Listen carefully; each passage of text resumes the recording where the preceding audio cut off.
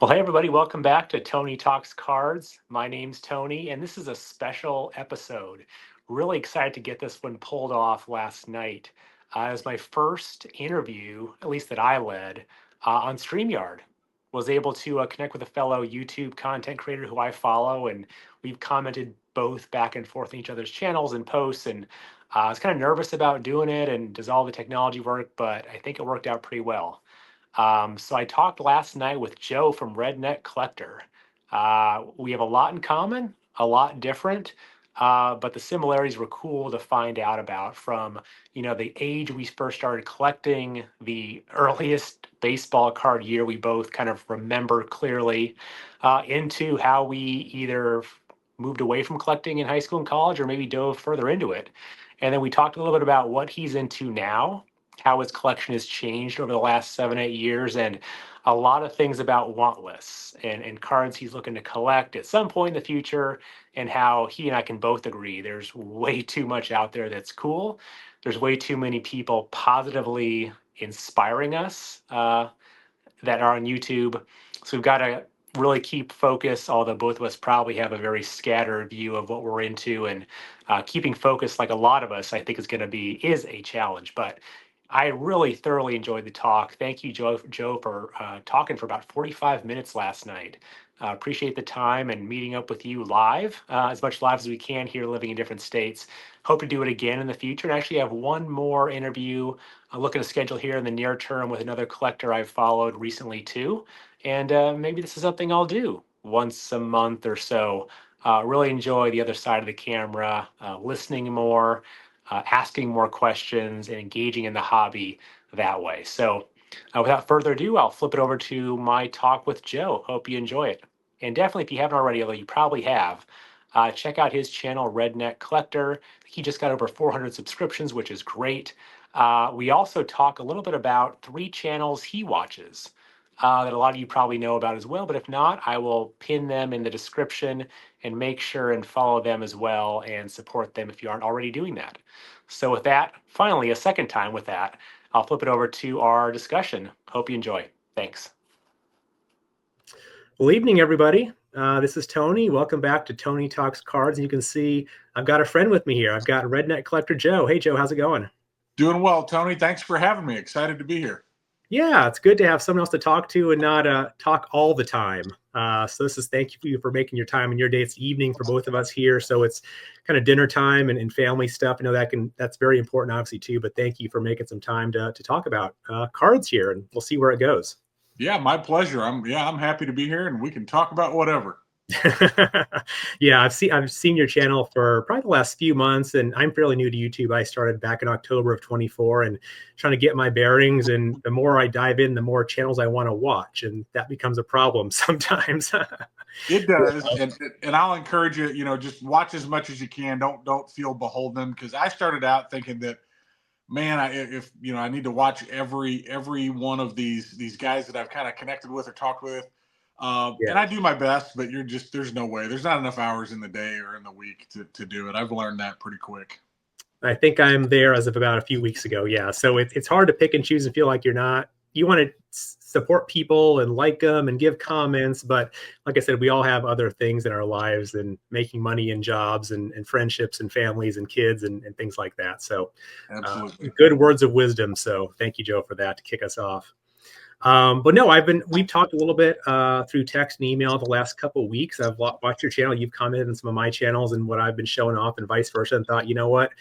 I'm new, 4 months on the job here, and I've done a lot of solo videos, but I like talking to people too. In real life, as part of my job, I talk to people and interview them and teach in some way with my job. So I thought, hey, let's try to talk to some people here and learn about cards, how you collect, how I collect, and what we're into these days. So this is great. We can finally connect and doing this. Yeah, absolutely. I love stuff like this. Like you said, it's you talk to the camera. That's fun. You can do that, and I'll do plenty of that. But anytime I can get on and talk to another person live, so to speak, it's much more human element involved in it, right? Yeah.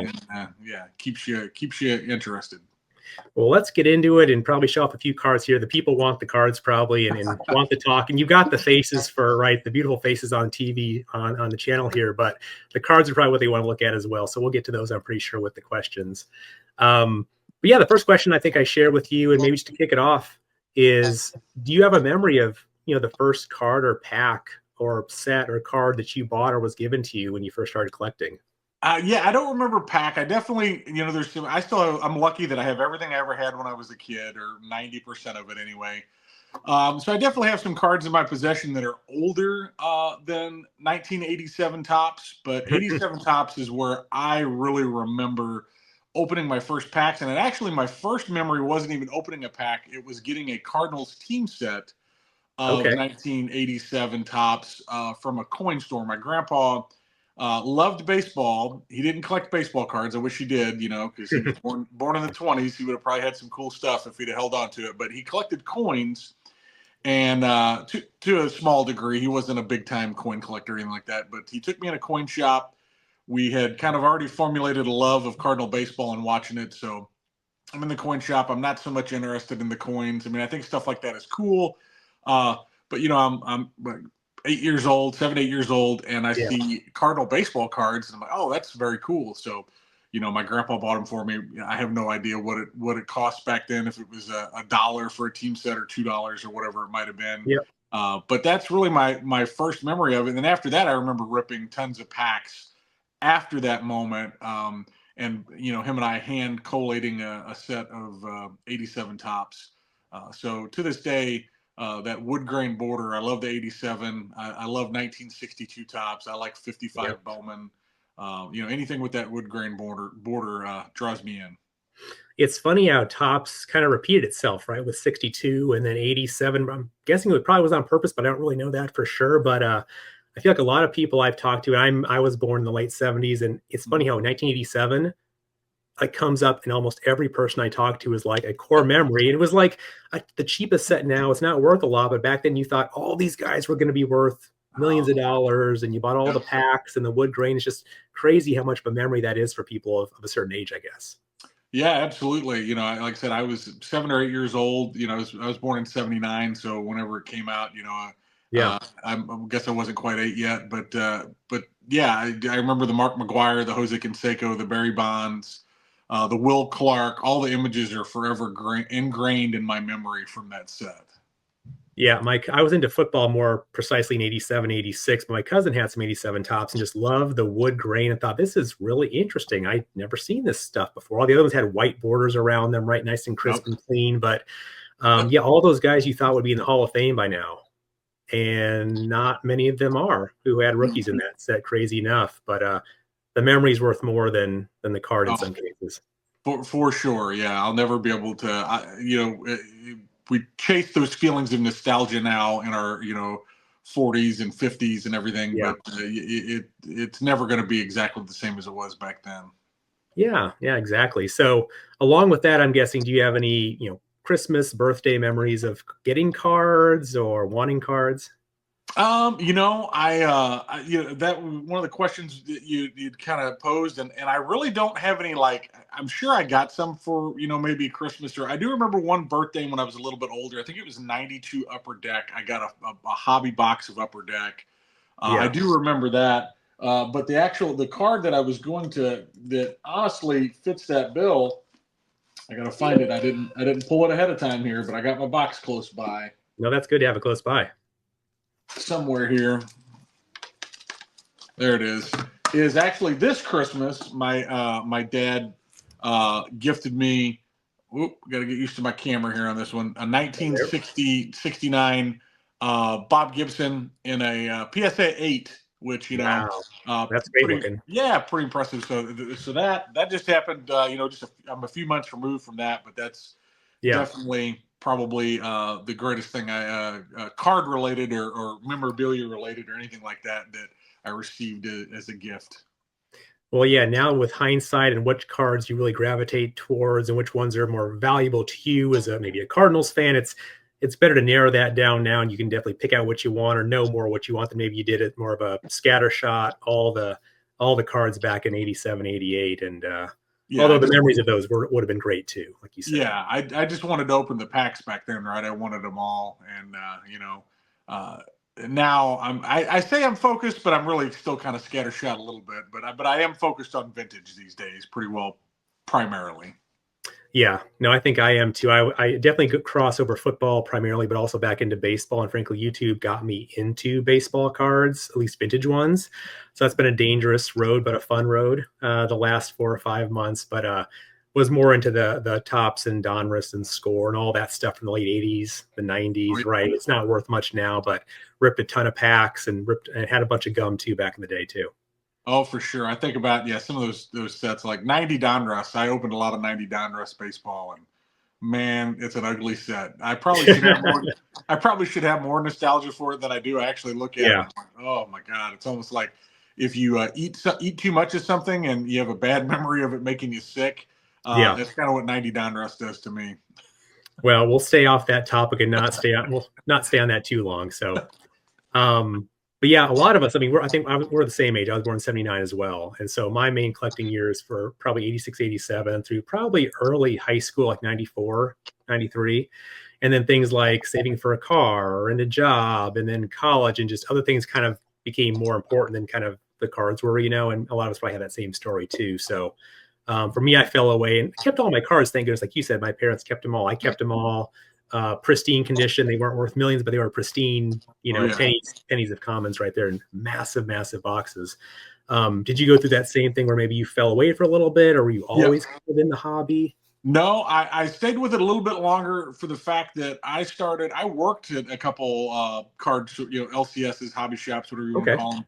I was 13 years old. Actually, I might have been 12 when I got my first, I quote, job. I was working for probably less than minimum wage. But I worked at a small store when I was 12, 13. That store folded. And then by the time I was 15, 16, I was hanging out at another store. And so then I started working there on the weekends. The owner would go set up at a show, or if he just wanted to take the weekend off. Oh, cool. I would work. So that carried me through to, I worked there and was involved in the hobby till about 1999 was my last active year. And I tailed off a little bit there the last few years where I wasn't busting as much wax. I was buying, more rookie cards. Unfortunately, I focused on the wrong ones. I focused on JD Drew and Warwick Dunn and football. Some of those guys, and it just didn't work out for me. So then when I moved away to college and things like that, I got out of it. I made a brief comeback in like 06, 07 when I got a promotion at work and I had some money to burn and I got in, but then I realized I was burning too much money. So after about a year or so back in, I kind of stepped back out. And then I got back in 2016. I had my first child in 2016 and, I knew I needed a hobby that could keep me closer to home because I was going to have to be a little bit more of a homebody. So I started buying a few packs of cards and things like that. And then a childhood friend of mine, still a great friend of mine, he got out of cards since then, but he got me back in. Then 2017, I was fully back on board, but I was in the modern space. I was, busting hobby boxes and spending too much money, doing some breaks. I never got into breaks hardcore, but I did some breaking.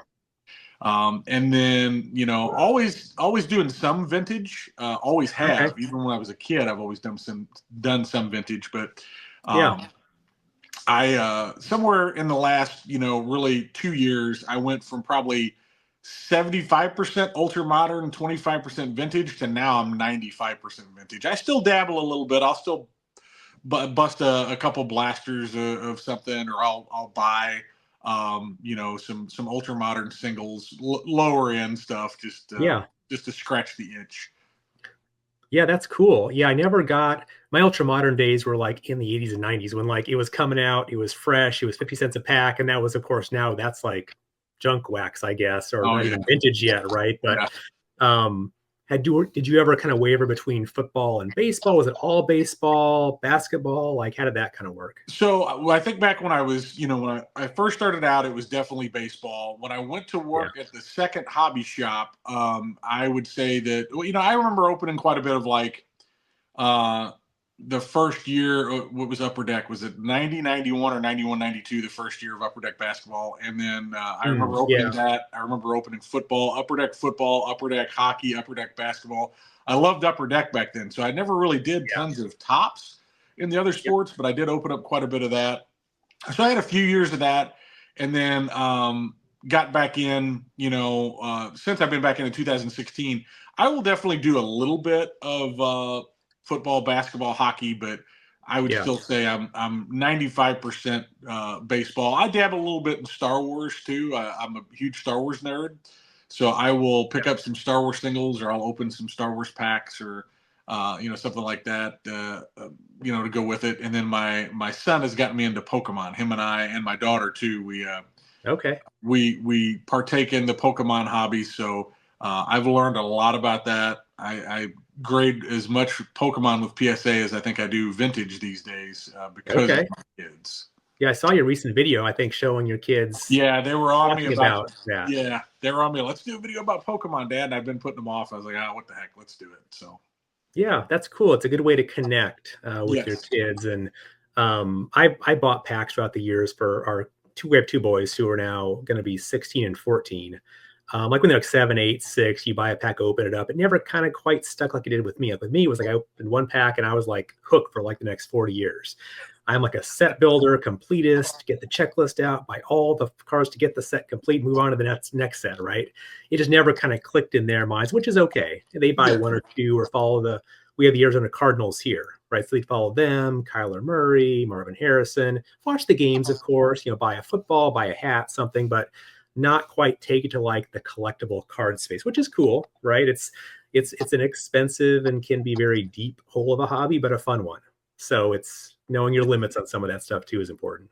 Yeah, absolutely. I think part of it is, me being a collector and my son taking some interest in it. I definitely I won't say that I pushed it, but when I started breaking out sleeves and top loaders and binders and stuff for him to kind of take his collecting to the next level, it was kind of funny. One of the neighbor moms the other day, when I say the other day, this has been months ago, but my son, his name's Finn, he had one of his, PSA graded cards, and the neighbor boy had his like in a Ziploc bag all crumpled up. And she goes, "The tale of two collectors." And I was like, yeah, I said, but my son has the unfair advantage of from early on, I was preaching, you got to keep him in good condition. And I try not to focus on the value, like specifically, just like that there is value, but I try not to focus on it's worth 50, it's worth 250 or whatever, because he has some cards that are, he's got a couple cards that are worth quite a bit, but I try not to focus on that. I try to focus on the joy of collecting instead. That's a good way to do it. Because, money will, I guess, come. Value's kind of nice if you want to sell it at some point. But if you're trading with friends or you just love the character, the player, the sport, the image on the card, whatever the case is, right? That's the core, which is pretty important. Yeah, absolutely. I think about when I started, value. I had bought my first Beckett, and I have it somewhere. I don't know, it's boxed up somewhere. I'm not sure where it's at, but I had my first Beckett. I want to say it was like July of 1989 or something like that, somewhere in the summer of 89. That's when things changed for me. And I realized, Greg Jeffries, cards were worth money, and, I needed more Greg Jeffries cards. And after that, value became a much larger part of collecting for me, but it was never the sole reason. Like you, I used to, my grandpa and I used to complete a lot of sets. When I got back in 2016, 16, 17, 18, 19, 20, I was building sets. I just kind of petered out with it because I just kind of got tired of building those sets. And with vintage, I told myself I'm not going to change, or I'm not going to chase high dollar vintage commons like 67 high numbers or 66 high numbers. Yeah, sure. I focus more on just the Hall of Famers from those sets that I really like. Yeah, no, for me it was, and I pulled out a few things in case we got to that point. Actually, let me just here.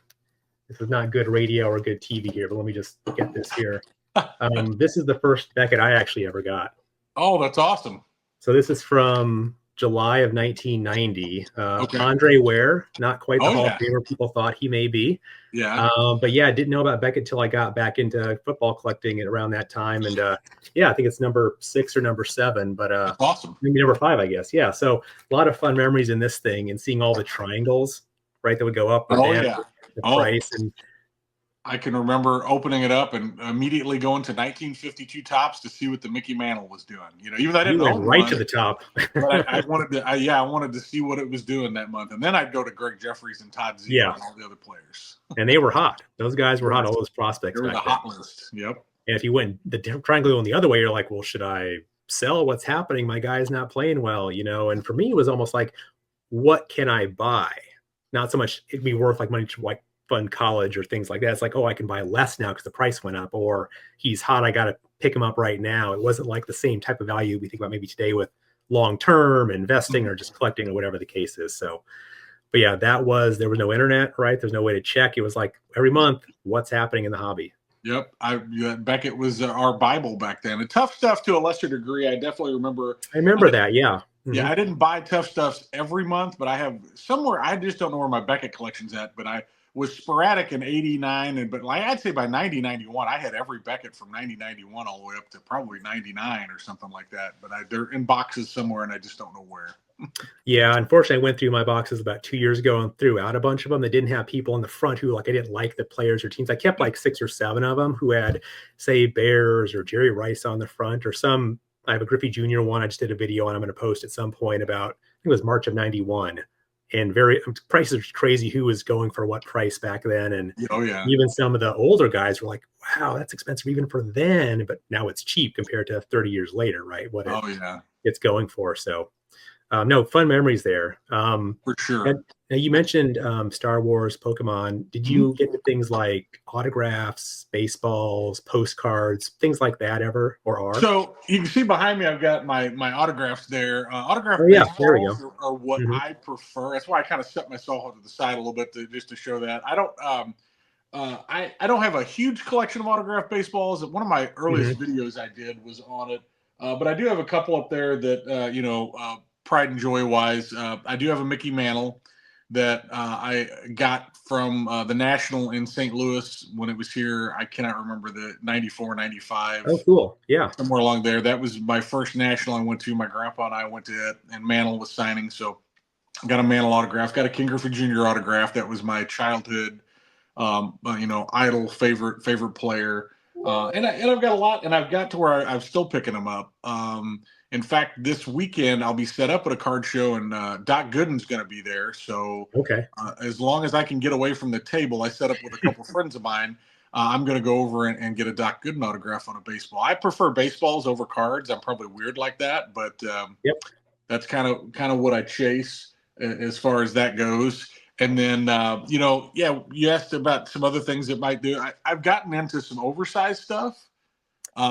Got it. Yeah, cool. Love this image of Yogi Berra. This is like an image from his rookie season, but if I'm right, this is a J Publishing photo from like 1957. So it's just an old rookie photo, but it was on a newer release. But this is something that you can collect, fairly cheaply. I think I gave about $12 for this photo. A young picture there for sure. Yeah, and then this is I think this is a 67 or a 68 Dexter Press Willie Mays that I bought not too long ago, and I gave like $8 or $9 for this car. I call it a car. That's amazing. Whatever. It does have some like just a brief biography on the back. So, and then I don't know that some people would call these cards. Some people would call it more like a postcard, but I've really got to where I enjoy the exhibits a lot. Picking up more of them because they're very reasonable. I mean, they're not. This one right here, once again, I gave about $8 or $9 for this Yogi. Recently graded it, got a 4. This one I gave a little bit more for because it's a stat back Yogi Berra, so it's actually got stats. It is more like a card than a postcard, but it's postcard size. And I got this from a friend of mine, picked it up knowing that I would want it. So I've definitely gotten into some oversized things. I've got some other like photos, picture pack photos. that actually at PSA being graded right now, some Larry Doby stuff. I'll be excited to show that off when I get back. So it has broadened my horizon. Younger Joe would have been like, oh no, I want baseball cards. Those aren't baseball cards. Those are just pictures. Yeah. But I find that I think collectors go through evolutions. I really firmly believe that. And I think a lot of collectors were just in different spots. Not that we're all exactly the same cookie cutter wise, but I think a lot of us are just in different spots in that evolution that, you know, some of the guys that are out there now busting ultra modern that just got in the hobby in the last couple of years, at some point they're going to be like, this is really kind of silly. You know, I'm spending a lot of money and I'm not getting much for it. You know, but I really enjoyed watching King Griffey Jr. play when I was younger, or That's right. Frank Thomas, or you know, whoever that might be, Jerry Rice, you know, Steve Young, whoever it might be, whatever athlete they really enjoyed. I think it's that evolution, and then from there, it's like, well, you know, I really thought Steve Young was cool, but you know, I'd like to have Bart Starr too. My dad used to talk, or my grandpa used to talk about Bart Starr. You know, I just think take whatever sport you want. And I think we evolve through it. And I think also comes with that is kind of finding yourself gravitating towards the quote unquote oddball stuff like picture packs and exhibit cards and, you know, what have you. I've seen a lot of guys like you show off the bigger kind of oversized type stuff. I didn't know what that was. It existed. I've always seen I'm more of the, you know, normal card type stuff, right? Yep. So seeing one with stats on the back is pretty cool. I didn't realize those existed. Yeah, that was 1 year. Let me look at the flip here. I think 62 or 1963. So if you search for 1963 exhibits, that's how you would know that one was from 63, because otherwise they're all a wide range from 47 to 66. There's a whole I don't know if you're familiar with Net 54, the forums. Sort of, yeah, kind of, yeah. If you go there and just search for exhibits, they'll give you the whole rundown, because there's made in the USA, printed in the USA. There's some printed in Canada. It's a rabbit hole, but it's really cool. Nice. So on top of the exhibits, the bigger ones or the normal sized cards, any recent pickups in terms of the I'll call them normal sized cards, I guess you like to show off, or kind of cool? Yeah. There's some of the stuff I haven't even got a chance to show on my channel yet. I've got a stack here. I'll show a couple things off. Yeah. This one is for my Larry Doby run. I've been working on Larry Doby for a while. Oh yeah, that's great. This is the 1951 Bowman. It's in a 3.5. It's centered pretty well. I've been looking for this for a while, and a lot of times in vintage, the 2 to 5 is my sweet spot. I have some things I have some 1s and I have some 6s and 7s, but 2 to 5 is probably my sweet spot. This is a card that it was being auctioned. I thought that kind of fits what I'm looking for, and I threw a bid out there that I didn't think would win. It was probably about $20 to $40 lighter than what should have won, and I won it, brought it home. So that's a beautiful card with the batting stance right there too. Yes, it's also, I don't know if you're familiar with Mike Payne's 300 Great Baseball Cards. Have you ever heard any of the book? I've heard you talk about it, but other people, I haven't looked at the book or the list of that. Yeah, it's like I've got it here, but it's kind of buried. It's a tabletop book, and it's just it starts back with turn of the century cards all the way up through about the year 2000. And that's one of his 300 Great Baseball cards, which I agree with probably at least 75% of them. There's some on there that I don't know if I'll buy even because they're on that list, but it's pretty cool that image, and it's the same image that's on the 1950 Bowman as well, but it's a very cool. Okay, image. I thought I'd seen that before, so maybe that's my memory bank. Yeah, I just had the 1950 graded in that my last PSA order. Okay. Now I've got the 51. So basically I'm down. I need like 2 Larry Doby cards to finish out the run. One being his rookie card, which is, pretty pricey, but it's on my list to hopefully acquire sometime this year. Excellent. That's fun. Yeah, because he had cards, 48, 49 to 59 or 58, I want to say. 59 was his last. Yeah, 59 tops was his last. Tigers, right? It shows. I'd have to look at it. Yeah, he spent his last. It might have been the Tigers' last. It was the White Sox, and then maybe the Tigers. Yeah, I can't remember. I see the image. It's a headshot in that last card, but I can't remember who he was with. Yeah, it wasn't the main team. Yeah. No, it wasn't the Indians. So, another thing, and speaking of that, this is something that I just Dan's Vintage Baseball, Scott from Reindeer Studios and Warren D and the CLE had the author of this book on a video not too long ago called Our Team, and come to find out they Okay. had the author on there, and he's from St. Louis. So There you this go. was kind of a book that was on my radar anyway, but I picked this up. I'm about maybe not halfway through it. Excellent book. So There's a lot highly of good recommend recommendations that. I'm seeing on these videos about, historical baseball, stories and books and vintage. It's tons to read through. I'm looking forward to it. So yeah, books have really been and I think that was one of your questions too. But books have really been influencing how I collect because I love history. I was a history major in college. Not that I do anything Okay. with history in my day job, and never have. But I have a affinity to history. So baseball history, I love it. It has really influenced how I've been collecting lately. In fact, this card just showed up today. And this is it's nothing spectacular. It is a PSA 6 for a 1964. It's centered pretty well. Yeah. So Mike Shannon was a member of the 64. He's a rookie during the 64 World Series run. Cardinals won that year. Okay. And he was a longtime broadcaster in St. Louis, had a restaurant that everybody loved going to, and just a St. Louis fixture. So I picked this up relatively cheap because I just finished reading David Halberstram, who is a I've heard. well-known author. He's done a lot of baseball books, done a lot of other books, but this is called October 1964. I highly recommend it, even if you're not a Cardinals fan. Yeah. But it's just he does a great job of blending baseball history with like social things that are going on in the world at that time and just the world at large. So I read that. I know about the 64 Cardinals, but I immediately want to go out. I mean, I knew about Mike Shannon. I grew up with him broadcasting games, but it That's made me want cool. to go out and get a Mike Shannon rookie card. And I bought a PSA 6 for this was like $17. It's like, And to have a city connection to him and where you live or where you're from with a team you like, that's great. Yeah, and it's not going to appreciate in value. I mean, I got a good deal on it. It's I might, but it's that definitely some cards I do buy thinking, hey, I hope this Mickey Mantle or even Larry Doby, these historical figures are hopefully going to appreciate in value. I don't look at them as a 401k or anything like that, but I do hope that they appreciate. Now I buy Mike Shannon rookie card just because it helps me connect with the book, and the book really had an impact on me. So yeah, books have definitely influenced me as of late.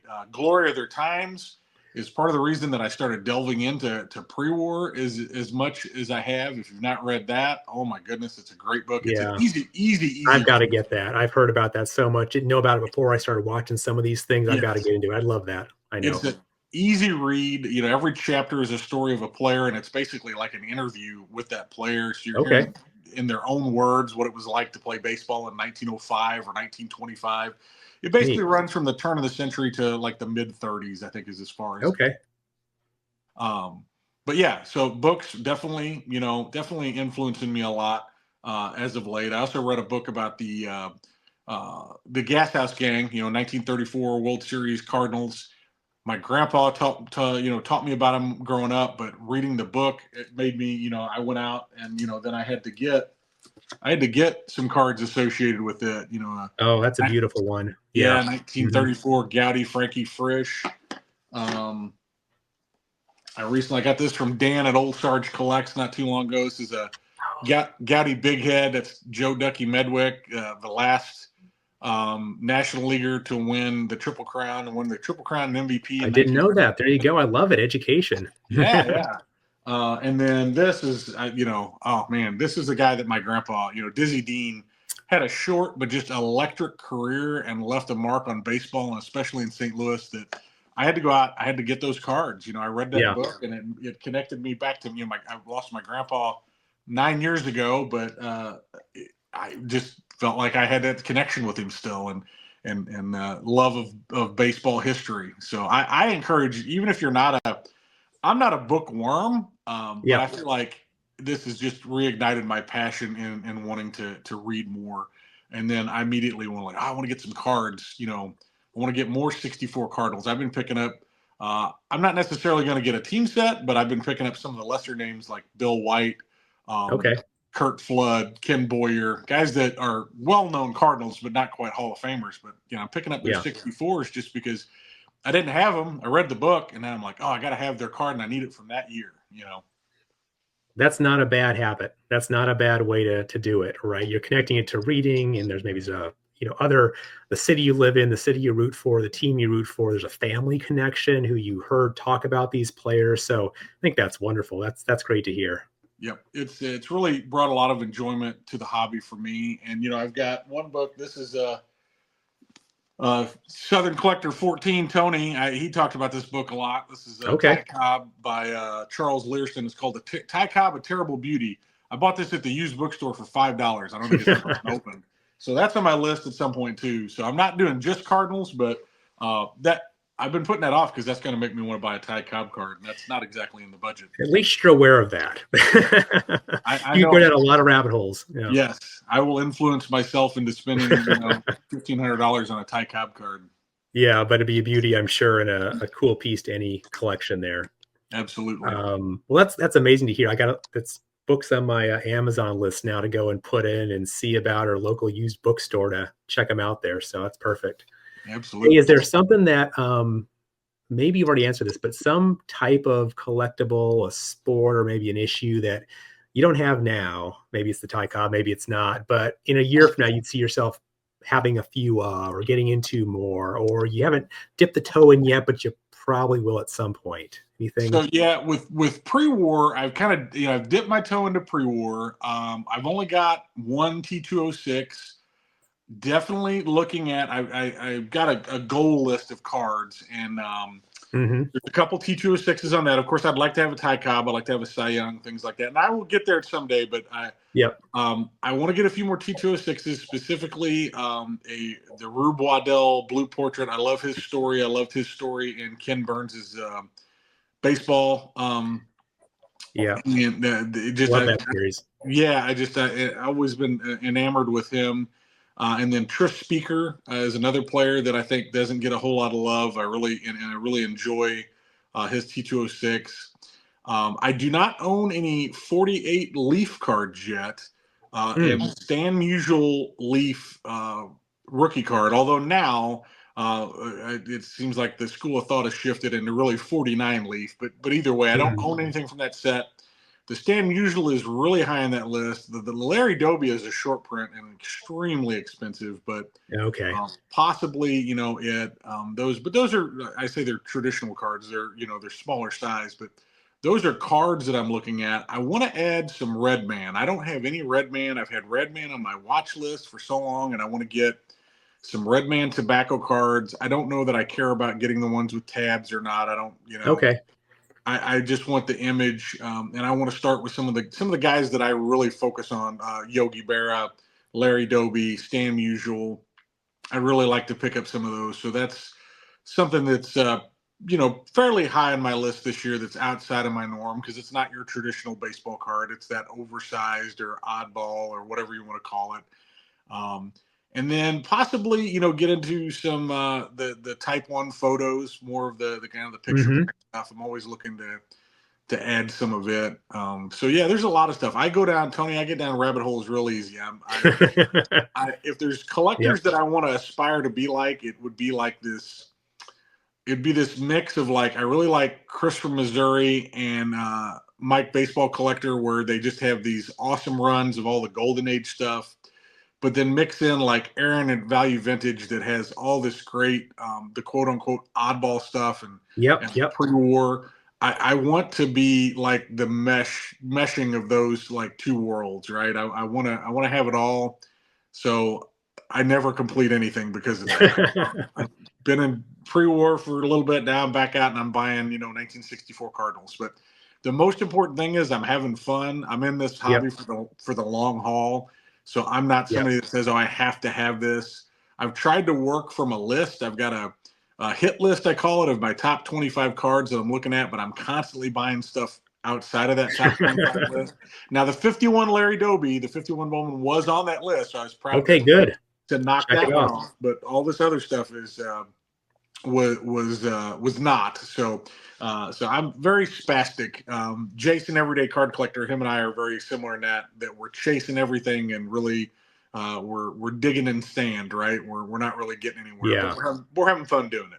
I think you're among friends. I think we all have the top 10, top 25, right? But if it doesn't show up for a month, you're like, want to kind of get something. And you're like, Yes. oh, this thing's kind of shiny. Not shiny as in like a modern car, but like this is Yeah. cool. And that opens up like 10 more doors. And you're like, I'm lost. I'm in a maze of like too much goodness. What do I do? But it's all good. And Yes, absolutely. There's no way wrong way to hobby. It's all how you want to do it. And I constantly look at like, because I'll convince myself, oh, I bought some stuff today on eBay, and I spent like $30 on just some smaller stuff, and I'm like, I just spent $30. Then I'm like, in a couple days I might spend another 30, and in a couple days I might spend 20, and then I'm like, well, that's like $80. I could have bought one $80 card, but who knows? I you're mean, speaking the language. I think we've all yeah, been through that. yeah. As long as we're having fun, that's all that matters. Yeah, having fun and like I said, meeting people and talking to guys like you and meeting other folks on channels and videos and connecting with them, whether it's texting, email, through this type of methodology too,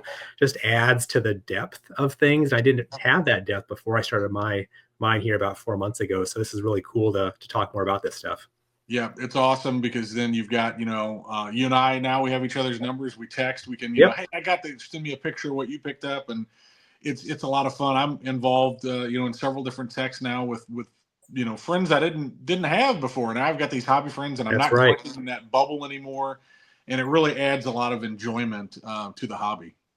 No, 100% spot on. So I know we're coming up on about 40 minutes. And I want to make sure I'm respecting of your time and thank you for again for doing this. But I'm good. last question. However long you want to go, Tony, we're good.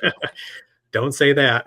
3 hours later, you're like, I'm getting tired. I want to go to bed. Yeah. Getting hungry. The last question I was going to ask you too, in the spirit of kind of like shouting out and just kind of inspiring me to inspire other channels and people I don't know yet or people you love to watch and follow. Do you have like 2, 3, 4 people that maybe are kind of below the radar, quote unquote, that you want to shout out and kind of other people, hey, take a look at this channel? Yeah, when you sent me that question, I was, trying to think of that because there really is so many. And please, if somebody listens to this, and just because I didn't list you doesn't mean I don't watch your Oh stuff. yeah, there's too much to list. Just top There's 3 or too 4 much, but maybe. there was some that jumped to mind, and one would be Justin over at Go Crazy Card Collecting. He's not super new, but he got into it and then took like a 6-month break, I guess, and then now he's back into it. And he's another Cardinal guy, and he's from Missouri, but he's down in Arkansas now. But he's a vintage guy, and I really enjoyed his content. He's got some awesome stuff. I encourage everybody to check him out at Go Crazy Card Collecting. I'm typing that in right now, so don't forget about it. So don't Yeah, bother no, me that's with fine. typing in the Yeah. background. I always have to, some channel names are hard to remember. Like mine, me with my misspelling, it's hard for everybody to get it. And then I would say Jay at Average Vintage Collector. Jay's pretty new, but he's put out quite a bit of stuff. Really like Jay. Enjoy his channel. Highly recommend checking Jay out. Yeah, we've texted a few times now too about maybe doing something like this, he and I. So Yeah, that's good no, to hear. yeah, absolutely go for it. I think Jay is great. He's very very high energy, seems like, and doing a great job. And then oh, I'm gonna mess up. It's Rusty Vintage Cards. Rusty, if you watch this, I think it's Rusty Vintage Cards. I should have wrote it down before, but I enjoy Rusty's channel very, very much. Okay. And maybe it's Rusty Vintage Card Collecting. I can't remember now. I should have had it pulled up. I'm sorry. That's okay. I'll look it up and make sure I get the right one when I cite them and Yeah. kind of put the thing in the description here. Have a hard time remembering that, but Rusty's channel is awesome as well. So those 3. Good. Few I can check out. That's great. Yeah. I don't know how long he's been at it, but his content's really good stuff too. So excellent. Well, no, that's great. I love when I first got on, a few people kind of passed my name around. I appreciate that, and I'm just a small guy out here in a big pond, but of like-minded people. But want to reach out and see who else out there that we could know about, I could know about, and learn from them as well. So that's cool. Yeah, absolutely. I mean, I've been helped out a lot by some of the larger channels. So yeah, anything I can do is same. I'm just a little guy, but as I get a few more subscribers, I want everybody that wants to be involved in this. I want them to be involved with it, and I want them to be successful, and get people, watching their videos, because I think every channel is awesome in its own way. So I'm all about returning the kindness that was bestowed upon me when I got into this whole thing. Yep, and that makes it what makes this more in depth, even more a great place to be, and a great hobby, and a great network of people you can call on, text, Yep. watch from afar, and learn from and be inspired by, like you're saying Absolutely. too. And maybe it's inspiring too much sometimes because you end up going down rabbit holes, but Oh yeah, that's also the fun of it too. that's going to be one of my next videos. Is I'm going to show pickups that have been inspired in a good way by some of the people in the card community. But Yeah, I'm going to highlight some of those pickups. excellent, good deal. Well, anything else before we wrap up here that you'd want to show or talk through, or anything else that comes to mind? No, not really. I mean, I just appreciate, I thought this was a lot of fun, and I enjoy talking about, kind of my background, my journey, if you will, and where I'm at today, and what I'm doing, and just sharing this hobby with like-minded individuals. It's fun. This is what makes it fun. If I was still collecting a bubble, I don't know that I'd be having as much fun as I am right now. I thought about that too, and I think I would still be doing it, but maybe be more of a very narrow thing. But I'd still enjoy doing it, but it'd be narrow and deep, and I would enjoy it. But being expanding your horizons to other things is kind of scary, but also pretty exciting to see what else is out there you may didn't know about, or that's been around for 40 years. How did I know about that thing? And that's cool. And what's that all about? And you read books about things now, right? So it's Yeah. just there's a lot of layers to it. And again, you wouldn't have had that. I wouldn't have had that being more in a very narrow pond. No, Yep. that's a really good point. Just something to kind of go along with that is just last night I was looking at some Venezuelan cards, and I only own one Vinny, so to speak, and I've only had it for a few months.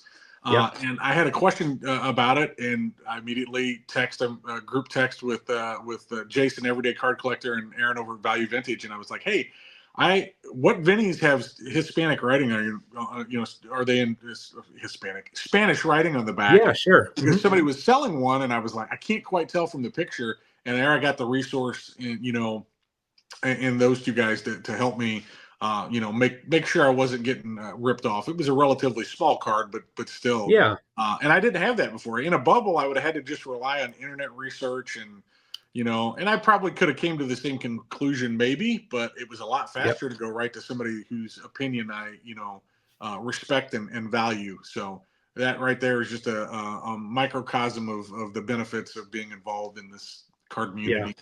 Well, that's a nice piece of wisdom to end on. I think that you could be helped. You don't want to be taken for something, right? Or just getting an answer faster, or feeling more confident that you got a good deal, or even if you paid a lot for it, you just paid the right amount because it's what it is. It's something, right? It's not something lesser or more than what you think it is. So it's a good way to end it, I think, and a good way to encourage reaching out, encourage making friends, and setting up texts and learning from people, and don't do it by yourself. That's great.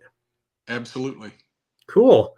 Well, Joe, thank you again for the time. The 45 minutes, it went by really fast. I appreciate it. Have a great rest of the evening, and we can do this again sometime, hopefully. Sounds good. I'll be excited to do it again. All right. We'll see you, Joe. See ya. Bye.